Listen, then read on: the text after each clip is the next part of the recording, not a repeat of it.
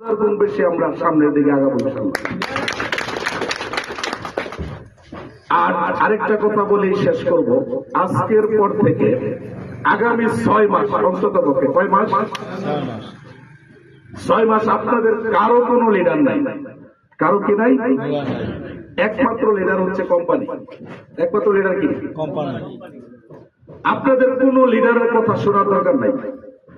একমাত্র লিডার হচ্ছে কি? কোম্পানি। আর যারা লিডার আছেন তাদেরকেও বিনয়ের সহিত আমি বলবো, আজকের এই দিনে আমরা গতকালকে যা করেছি এটা হয়তো বা ফিরে আসবে না।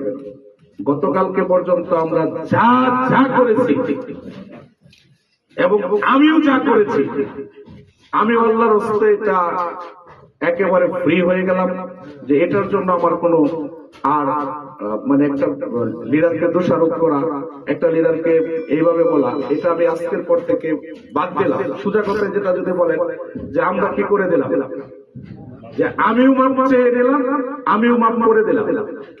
আগামী কালকে থেকে কোন ব্যক্তি যদি 0% এনপিএল এর মাধ্যমে আমরা দুর্নীতি পাই, সেটা কঠোর হস্তে দমন করা হবে।